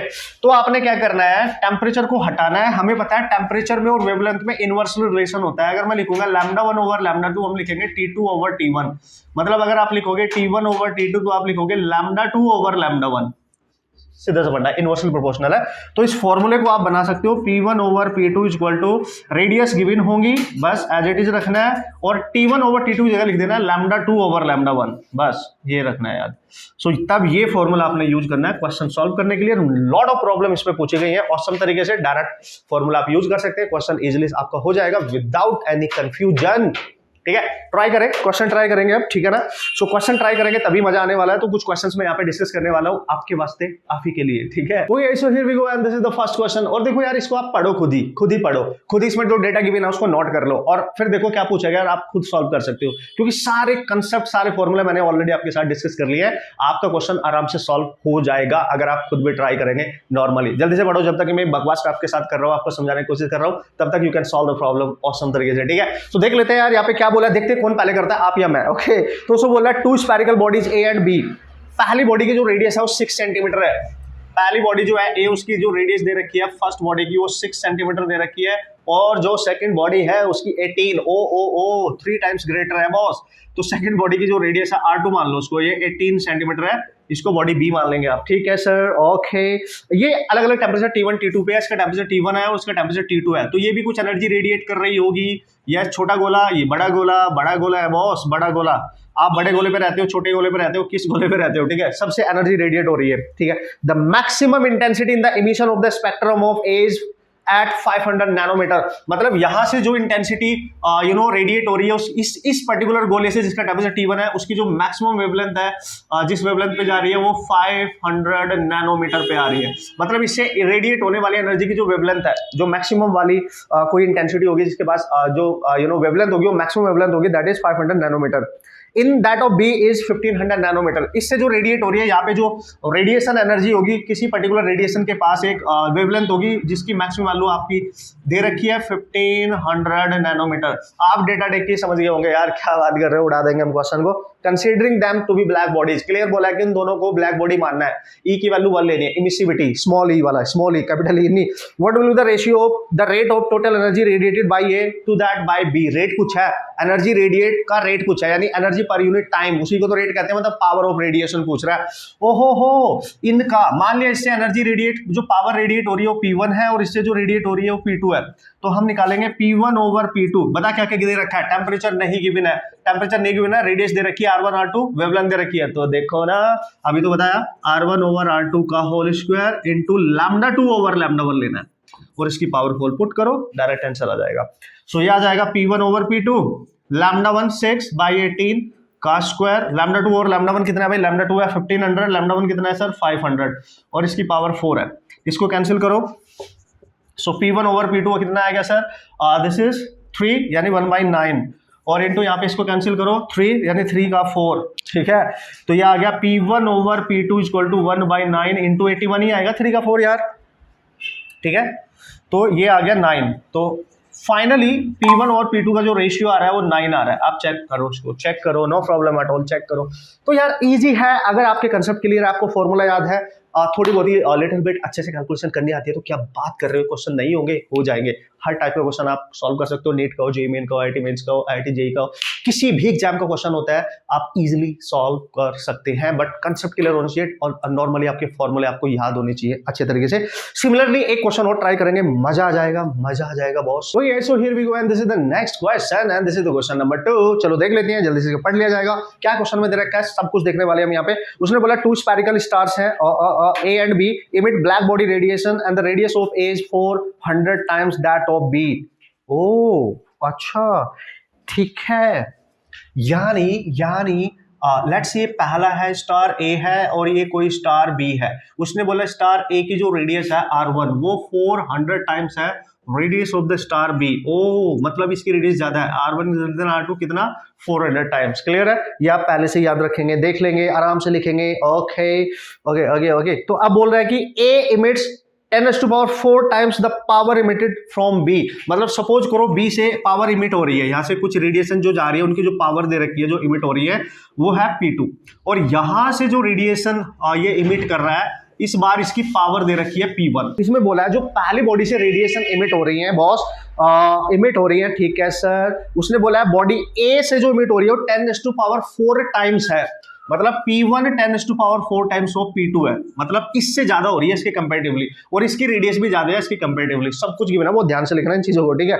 अब वो पता है क्या बोल रहा है, then the ratio of lambda A over lambda B। मतलब यहाँ से जो पावर रेडिएट हो रही है उसकी वेवलेंथ है लैम्डा A और यहाँ से जो रेडिएशन आ रही है उनकी वेवलेंथ है लैम्डा B। तो आपसे पूछ रहा है lambda A over lambda B, यानी इससे रेडिएट होने वाली और इससे रेडिएट होने वाली का रेशियो बताओ वेवलेंथ का। इस बार वेवलेंथ का रेशियो पूछा है, टेम्परेचर नहीं है, रेडियस है, पावर है, तो कौन सा फॉर्मूला यूज करोगे, combined formula of the Wien's law and the Boltz Stefan's law. Yes, अभी बताया था। देखो इसकी मान लो P1 यानी PA लिख लो, इसकी मान लो PB, तो आप लिखोगे RA ओवर RB का होल स्क्वायर। लेकिन जो वेवलेंथ होती है वो तो इनवर्सली रिलेट करती है, क्योंकि हम यहाँ पे लिखते हैं TA ओवर TB, ठीक है, ये लिखते थे ना, और ये तो हमें गिवन नहीं है हमें टेम्परेचर, तो इसकी हम जगह क्या लिखेंगे, TA ओवर TB की जगह हम लिख देंगे lambda B over lambda A, ठीक है, इनवर्सली प्रोपोर्शनल है ना, तो यहाँ पे पटक देंगे, हमारा आंसर आ जाएगा। ये देखो गिवन है आपको, PA मतलब ये P1 जो है PB है और ये 2 PB है, तो हम यहाँ से निकाल सकते हैं। देखो PA इक्वल टू इतनी टाइम्स ऑफ P2, यानी इसकी वैल्यू मैं यहाँ लिख सकता हूँ 10⁴ इंटू PB। P2 की जगह मैंने लिख दिया PB और नीचे पहले से ही PB है, और RA कितना दे रखा है, देखो ये रहा, ये R1 RA है 400 टाइम्स ऑफ R2 यानी RB, और यहाँ पे नीचे RB है और इसका स्क्वायर भी करेंगे आप, और TA ओवर TB की जगह दोस्तों आप लिखेंगे lambda B over lambda A, तो lambda B over lambda A की होल पावर 4। ये कैंसिल, ये कैंसिल, ये कैंसिल, ये कैंसिल, नाउ यू कैन सी। तो यहां से जब आप देखेंगे यहाँ बचा 10⁴, उधर बचा 400 का square into lambda B over lambda A का होल पावर 4। हमें लैम्डा बी ओवर लैम्डा ए नहीं निकालना है, हमने लैम्डा ए ओवर लैम्डा बी निकालना है। तो आप क्या करो, इस पूरी वैल्यू को नीचे लेके आओ और इसको ऊपर लेके जाओ। तो जब इसको क्रॉस मल्टीप्लाई करोगे इसके एलसीएम ये इधर आएगा, ये नीचे आएगा। तो lambda A over lambda be reverse कर दो, इसकी पावर 4 हो जाएगी और 400 का स्क्वायर बनेगा और नीचे 10⁴ बनेगा। क्लियर है? तो यहाँ पे क्या लिखेंगे, देख लो ना जरा, देख लो बॉस। नो हाँ यस यस। तो ये 400 का स्क्वायर है ना, तो 4 का स्क्वायर अलग कर दो और 100 का स्क्वायर अलग कर दो। क्या बात कर रहे हो? और 10⁴ है तो उसको ऐसे भी तो लिख सकते हो 16 इंटू, इसको क्या लिखोगे या ऐसे ही लिख लो यार, और भी मजा आएगा। ठीक है, चलो तुम्हारी मर्जी है, मैंने 16 लिख दिया। तो 100 का स्क्वायर का मतलब 10⁻², यानी 10⁻4 ही तो है ये एक तरीके से। भाई ये 100 का स्क्वायर मतलब 10⁻4 है और नीचे भी 10⁻4 है, तो पूरा कैंसिल हो गया। ठीक है, तो यार लैम्डा ए ओवर लैम्डा बी कितना बचा आपके पास, लैम्डा ए ओवर लैम्डा बी की होल पावर 4 है और ये आपके पास बच गया 16।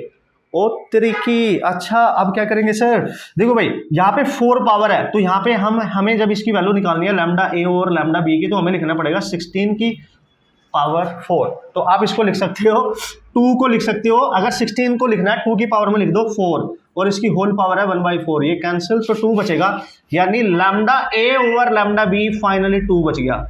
This is 2। Now you can see guys, this is 2। So this should be the answer. आपके सामने है, क्लियर है, लैम्डा ए और लैम्डा बी का जो रिलेशन है। देखो यार बाकी तो मैं कैलकुलेशन कर रहा हूँ, मेन तो कंसेप्ट यही खत्म हो चुका था जब आपने इसकी रीडिंग देखी कि क्या क्या इन्फॉर्मेशन गिवन थी और फॉर्मूला जैसे दिमाग में आया। बाकी तो हम कैलकुलेशन कर रहे हैं सॉल्यूशन बनाने के लिए, वो तो आपको करना आना ही चाहिए। समझ गए? अब कुछ और 2-3 क्वेश्चन यहाँ पे हमने ऑलरेडी सॉल्व कर लिए हैं, कुछ और क्वेश्चन यहाँ पे हम सॉल्व करने वाले हैं जिनसे डिफरेंट आइडिया आपको लग जाएगा कि किस किस टाइप के क्वेश्चन आ सकते हैं। तो guys so here we go and this is the next question. जल्दी से देख लेते हैं क्या है इसकी कहानी और किस तरीके से हम इसको सॉल्व कर सकते हैं कंसेप्ट का यूज करके। क्या ये डायरेक्ट कॉन्सेप्चुअल है या फॉर्मूला बेस्ड है, ये सब आपको पता होना चाहिए। देखो यार 2-3 तो फॉर्मूला ही है इसमें आपके पास, उन सब का बेहतरीन तरीके से आपको एप्लीकेशन करना आना चाहिए, वही मैं आपको सिखा भी रहा हूँ। ठीक है, सो क्वेश्चन को आप देखेंगे, डेटा उसमें जो गिवन है जो इन्फॉर्मेशन उसको लिख लेंगे, देन उसका यूज करेंगे, फिर सोचेंगे कि फॉर्मूला क्या यूज हो रहा है, then after you have to solve the problem. Okay, तो देखो बोला कि a black body at 12-27 degree Celsius 1227 degree Celsius पे है, एक ब्लैक बॉडी आप मान सकते हो। ठीक है, एक ब्लैक बॉडी आपके पास है और इससे कुछ एनर्जी रेडिएट हो रही होगी ऑब्वियसली, अगर इसका टेम्परेचर दे रखा है और इनिशियली इसका टेम्परेचर दे रखा है 12-27 degree Celsius. But you just remember कि जब भी आप टेम्परेचर की यहाँ पे बात कर रहे हैं और विंड्स लॉ की आप बात कर रहे हैं, बोल्ट्जमैन लॉ की आप बात कर रहे हैं, you have to convert this temperature in kelvin. तो इसको केल्विन में लिख लो। तो केल्विन में लिखने के लिए 273 ऐड कर दो, तो 273 ऐड करोगे 370 7290 2245 1500 केल्विन आपके पास बन रहा है, नो प्रॉब्लम। अब वो बोल रहा है इतने टेम्परेचर पे यहाँ से जो एनर्जी रेडिएट हो रही है उनकी जो मैक्सिमम इंटेंसिटी है एट वेवलेंथ 5000 एंगस्ट्रॉम पे है, मतलब यहाँ से निकलने वाली वेवलेंथ जो है मैक्सिमम वो है 5000 एंगस्ट्रॉम पर, जो इंटेंसिटी मैक्सिमम यहाँ पे आ रही है उस इतनी वेवलेंथ पे है। ओके, ये आपने याद रखना है। उसने बोलता है if the temperature of the body is increased by 1000 degree Celsius, अगर इसी बॉडी का सेम बॉडी का टेम्परेचर हम बढ़ा दें, लेट्स से T2 हो गया और इस बॉडी का टेम्परेचर पहले कितना था 1227 डिग्री सेल्सियस, अगर 1000 और बढ़ा दे तो कितना हो जाएगा 1227 प्लस 1000 ऐड करो। ठीक है, तो ये 1227 है तो 1000 करोगे तो 2227 है ना, 2227 आ जाएगा, है ना, इतना डिग्री सेल्सियस। तो हमें तो कैलोरी में चाहिए सर, तो इसमें 273 और ऐड कर दो, तो 7 और 3 0 7 और 2 9 0 2 2 4 5 2500 केल्विन आ गया। देखो इतना इसका हो गया है। अब वो बोल रहा है इतने टेम्परेचर यहां से जो रेडिएशन निकल रही है उनकी मैक्सिमम जो रेडिएशन इंटेंसिटी है उसकी वेवलेंथ बताओ, इस टेम्परेचर पे वेवलेंथ बताओ। क्या बात कर रहे हो यार, टेम्परेचर दे रखा है वेवलेंथ पूछ रहा है, तो विंस लॉ का फॉर्मूला यूज कर सकते हो, directly you can solve the problem. देखो आपको पता है भाई लैम्डा मैक्स इनवर्सली प्रोपोर्शनल होता है। ठीक है, तो आप लिखेंगे पहली बॉडी से निकलने वाली दूसरी बॉडी से निकलने वाली, तो चूंकि ये इनवर्सली प्रोपोर्शनल है तो T2/T1 लिखेंगे। हमें तो लैम्डा 2 चाहिए, इससे इस टेम्परेचर पे कितनी निकल रही है, तो लैम्डा 2 निकालो, यहाँ से क्रॉस मल्टीप्लाई करो उसका, तो लैम्डा 1 T1 हो आ जाएगा T2, बस पुट कर दो, आंसर आ गया। लैम्डा 1 कितना है सर 5000, T1 कितना है सर 1500, T2 कितना है सर 2500। तो ये पूरी 2 जीरो कैंसिल, 5 से 5 कैंसिल 25, तो 5 से 3, तो 3 × 3 0 यानी आ जाएगा 3000 angstrom and this is your answer. Direct formula based है। बस एक गलती मत करना कि आप टेम्परेचर को कन्वर्ट करना मत बोलना, डिग्री सेल्सियस में दे रखा है तो केल्विन में बदल के ही सॉल्व करना है। ठीक है, ये हमारे लिए इंपॉर्टेंट होने वाला है। एक लास्ट क्वेश्चन और ट्राई करते हैं, कम ऑन। तो ये एक लास्ट क्वेश्चन देखते हैं, very very very important question है, ये बहुत इंपॉर्टेंट माना जाता है क्योंकि ये नीट के एग्जाम में भी आ चुका है और आईटी के एग्जाम में भी आ चुका है। दैट्स वाइज में जो कंसेप्ट यूज हो रहा है ना वो बहुत औसम है। इसका कंसेप्चुअल क्वेश्चन है एक तरीके से, आप इसको जब सॉल्व करेंगे तो आपको पता चलेगा क्या डीप कॉन्सेप्ट इसमें यूज करने वाले हो। Come on, so here we go. Question आप जल्दी से देखेंगे, पढ़ेंगे बढ़िया से, उसका जो डेटा गिवन है उसको लिख लेंगे, फिर अप्लाई करना मैं सिखाऊंगा कि किस तरीके से आपने इसको अप्लाई करना है, इसको सॉल्व करने के लिए मजा आने वाला है। ठीक है, उसने बोला black body eight a temperature of 5760 kelvin, है ना। चलो मान लेते हैं भाई, जो उसने दिया उसको देख लेते हैं।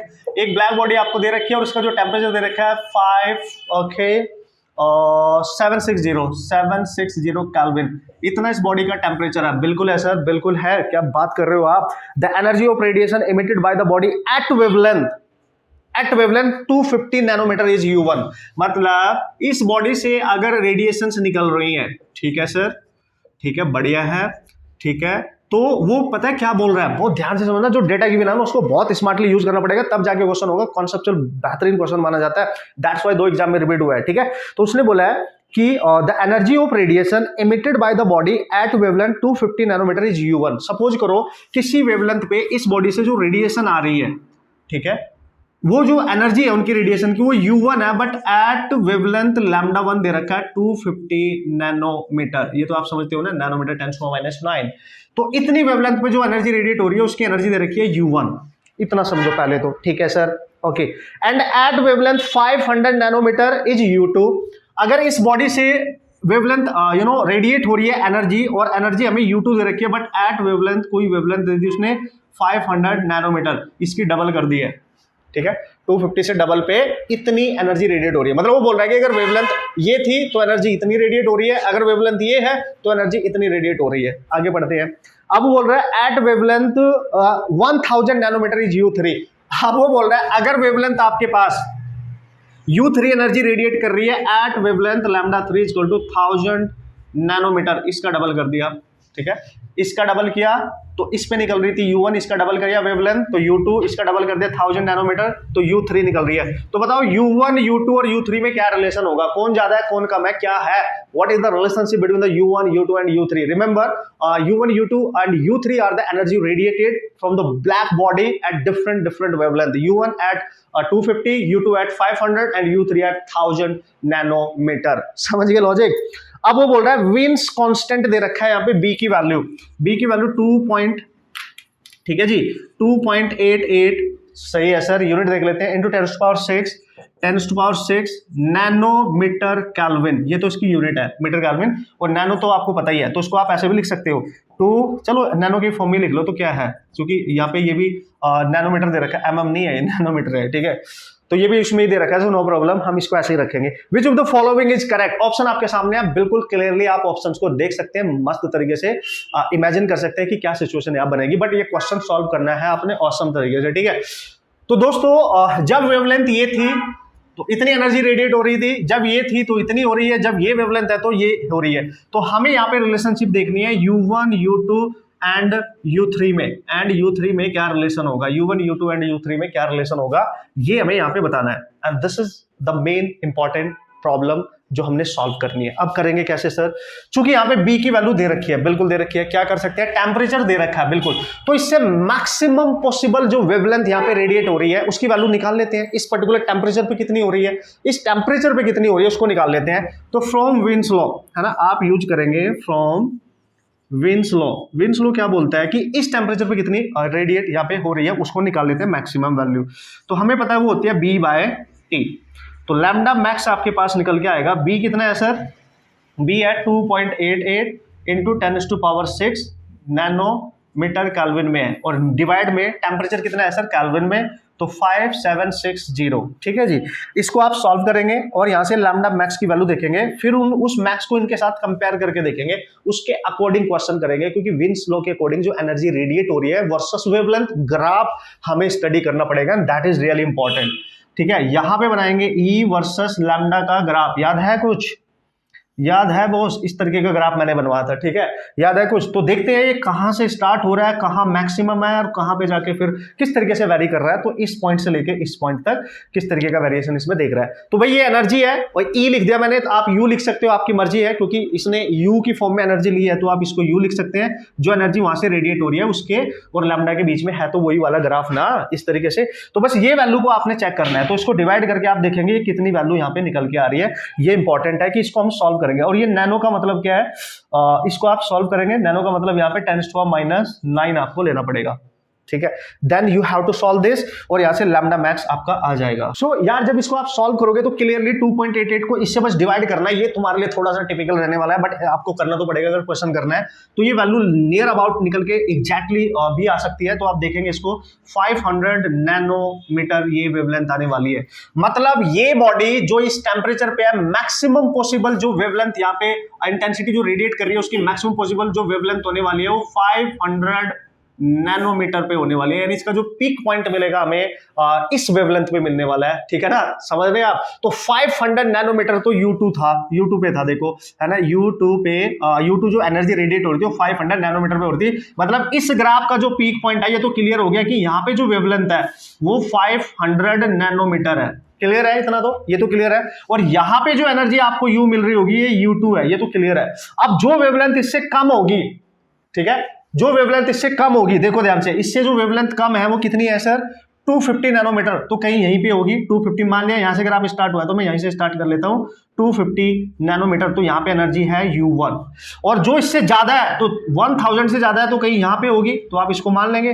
तो इस तरीके से आप देख सकते हैं। तो ये 1000 नैनोमीटर पे है। तो बहुत क्लियरली दोस्तों आप यहाँ पे बिल्कुल क्लियरली सिचुएशन देख सकते हो कि जो मैक्सिमम पॉसिबल वेवलेंथ यहां से हमने निकाली है, फिर इनके साथ हम कंपेयर कर रहे हैं तो उसकी जो वेवलेंथ आ रही है वो आ रही है जिसपे एनर्जी U2 रेडिएट हो रही है। तो सबसे ज्यादा एनर्जी यहाँ पे U2 है, यानी U2 इज ग्रेटर देन, यहाँ पे आप देख सकते हो U1, और आप ये भी कह सकते हो U2 इज ग्रेटर देन यहाँ पे U3, और इसी के अकॉर्डिंग यहाँ पे आप बना सकते हो अपना सॉल्यूशन। तो सॉल्यूशन क्या है, आई मीन फॉर्मूला क्या है, उसको आप देख लो। जो ऑप्शंस आपको गिवन है, फर्स्ट ऑप्शन है आई थिंक U1 0 है, जो that is not correct. U3 0 that is not correct. U1 is greater than U2, U1 is greater than U2।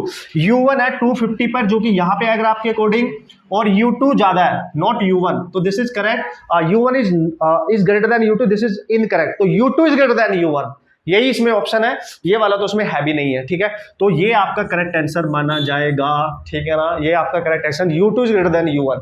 अगर इसमें ऑप्शन होता है U2 is greater than U3 तो फिर ये भी सही होना था, ठीक है। So this is how you can recognise. बस सिंपली क्या करना था, आपने विंस लॉ से मैक्सिमम पॉसिबल जो वेवलेंथ पे एनर्जी रेडिएट हो रही है वो निकालनी थी, उसको कंपेयर करना था, उसी के अकॉर्डिंग ग्राफ में इसको रिप्रेजेंट कर देना था, ठीक है। ये 1000 है, 1000 नैनोमीटर है, ठीक है। तो यार इस तरीके के कंसेप्चुअल बेहतरीन से कुछ क्वेश्चंस भी पूछे जा सकते हैं, तो आपने बिल्कुल रेडी सेडी रहना है क्वेश्चंस को सॉल्व करने के लिए, समझिए लॉजिक। तो दोस्तों ये था हमारा सारा कंसेप्ट। अब लास्ट में एक चीज आपको बता देता हूँ, सोलर कांस्टेंट क्या होता है। सोलर जो कांस्टेंट होता है वो क्या होता है बेसिकली, ठीक है। तो जब सन से, जो हमारा सन है ना, sun dew to huge temperature वहां से जो एनर्जी रेडिएट हो रही है, तो उसकी जो एनर्जी रेडिएट होके वो अर्थ पे जितनी पहुंच रही है, ठीक है, कितनी एनर्जी अर्थ पे पहुंच पा रही है, तो उसकी जो वैल्यू होती है उसको बोलते हैं हम सोलर कांस्टेंट। उसकी वैल्यू कभी कभी डायरेक्टली उसका फॉर्मूला पूछ लिया जाता है, क्वेश्चन बना के उसका फॉर्मूला पूछ लिया जाता है एग्जाम में। तो जल्दी से मैं उसको बता देता हूं, उसके बाद ये समाप्त हो चुका है। इस वीडियो को हम यहीं पे कंक्लूड करने वाले हैं।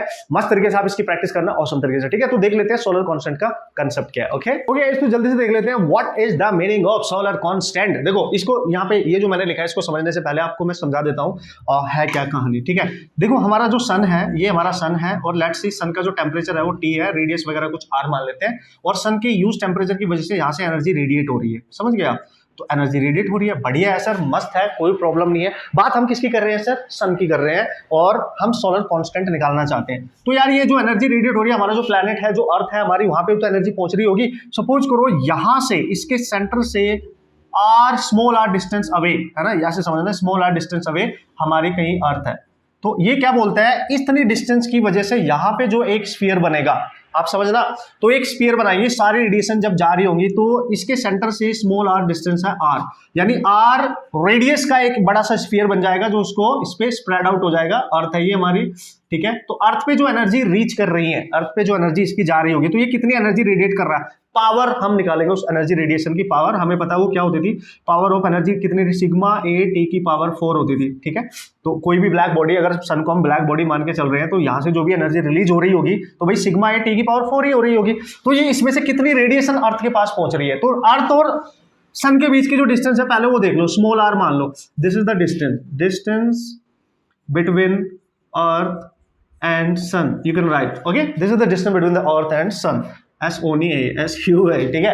सो ये डिस्टेंस है, तो इसी डिस्टेंस को रेडियस मान के एक स्फीयर बना दो, ठीक है। ये यार बहुत गंदा सा बन गया है, ठीक है। तो इस तरीके का एक स्फीयर आपको यहाँ पे नजर आएगा, मतलब इस तरीके से एनर्जी वो एक स्फीयरिकल फॉर्म में यानी स्प्रेड हो जाती है, बस ऐसे आपने समझ लेना है, ठीक है। तो इसकी कितनी एनर्जी इस अर्थ पे पहुंच पा रही है उसको बोलते हैं सोलर कांस्टेंट। मैंने यहाँ पे लिखा है energy of sun reaching on earth, समझना, energy of sun reaching on earth, इसी को बोलते हैं हम सोलर कांस्टेंट। बस सोलर कांस्टेंट को एस से डिनोट करेंगे, इसलिए मैंने यहाँ पे लिख दिया है। तो इसकी एनर्जी कितनी अर्थ पे पहुंच रही है, तो कितने एरिया में वो स्प्रेड हो रही है, तो जितनी डिस्टेंस होगी सन और अर्थ के बीच में उसी का एरिया ले लेंगे जो स्क्वायर वहां पे बनेगा। तो solar constant is defined as energy radiated from the sun, that is P, यानी जो पावर ऑफ रेडिएशन होगी डिवाइड में जो वहां पे स्फीयर बन गया आर रेडियस का, यानी 4 पाई आर स्क्वायर, उसका सरफेस एरिया आपने ले लिया है, बस हो जाएगा। तो एस इक्वल टू आ जाएगा पी, पी की वैल्यू ये रही सिग्मा ए टी की power 4 over 4 pi R square, ये बन गया आपका सोलर कांस्टेंट, जो कि आपने याद रखना है, ठीक है। This is your solar constant, you have to remember. And guys ये जो टी है ये टेम्परेचर ऑफ सन है, सॉरी टेम्परेचर ऑफ सन है। तो कभी कभी ये पूछ लिया जाता है कैलकुलेट द टेम्परेचर ऑफ सन, तो आप निकाल सकते हैं इसकी हेल्प से। तो ये सारी वैल्यू यू नो कांस्टेंट है, ये कांस्टेंट है, एरिया इसका, हाँ एरिया को आप लिख सकते हो सिग्मा ओवर 4 पाई, ये सन का एरिया, इसको आप लिखोगे 4 pi capital R square into T की power 4 over small R square, ये पूरा कैंसिल हो गया। तो कहीं ना कहीं एस का जो फॉर्मूला अल्टीमेटली अब आपके पास बच चुका है, वो बच चुका है, ये क्या है यार, सिग्मा है ये, ठीक है। तो बच चुका है sigma R over small R का होल स्क्वायर लिख सकते हो इंटू टी की पावर 4, ये वैल्यू है आपकी सोलर कॉन्स्टेंट की, आपके सामने है क्लियरली। सिग्मा स्टीफन्स कांस्टेंट है, आर रेडियस ऑफ सन है, small R distance from the sun to the earth है, T is the temperature of sun है। कभी कभी वो टेम्परेचर ऑफ सन भी पूछ लेता है, तो अगर आपने टेम्परेचर ऑफ सन निकालना है तो देखो इसको इधर लेके आओ, S into R by capital R का लिख देंगे आप होल स्क्वायर, सिग्मा आएगा नीचे और इधर बचेगा टी की पावर 4। तो टी निकालना है हमने, तो टी निकालने के लिए आप लिखेंगे T S by sigma R over capital R की पावर, और इसका होल पावर बनेगी 1/4। तो ये टेम्परेचर ऑफ सन यहां से निकाल सकते हो। आपको पता है टेम्परेचर ऑफ सन जो होता है नियर बाई 6000 के आसपास ही हम उसको लेके चलते हैं, ठीक है, ठीक है ना। तो मतलब वो आपको याद रखने की जरूरत है भी नहीं है, ठीक है। तो आपने ये फॉर्मूला याद रखना है, कभी कभी पूछ लिया जाता है, सोलर कांस्टेंट इंपॉर्टेंट है, पूछा भी गया है, दैट्स व्हाई आपको इसको याद भी रखना है। फिर से बता देता हूं, सिग्मा स्टीफन कांस्टेंट आपको पता है, radius of sun, small R is the, you can say the distance between the earth and the sun, and T is the temperature of sun, so this is called as the solar constant. तो यार इतनी सी थी ये कहानी, मेरी जुबानी, बाकी सारी चीजें होप सो हमने यहाँ पे डिस्कस कर ली है अच्छे तरीके से, नो प्रॉब्लम एट ऑल, और अपने क्वेश्चन आप अच्छे तरीके से सॉल्व कर सकते हैं, बढ़िया तरीके से बना सकते हैं, ठीक है। ओके दोस्तों, तो सारे कंसेप्ट हमने कहीं ना कहीं कवर कर लिए हैं मस्त तरीके से। तो थोड़ी सी वीडियो कहीं ना कहीं लेंदी हो गई होगी, लेकिन एंजॉय करेंगे आप, क्योंकि सारे कॉन्सेप्ट आपको इसमें मिल जाएंगे। क्वेश्चन हर टाइप का मैंने यहाँ पे डिस्कस कर लिया, क्वेश्चन आप इजीली सॉल्व कर सकते हैं, डायरेक्ट फॉर्मूला बेस्ड, कुछ कॉन्सेप्चुअल हो सकते हैं, कुछ ग्राफिकल हो सकते हैं। तो बढ़िया से प्रैक्टिस करना, डाउट होगा तो पूछ लेना, no problem. Okay, and all the best.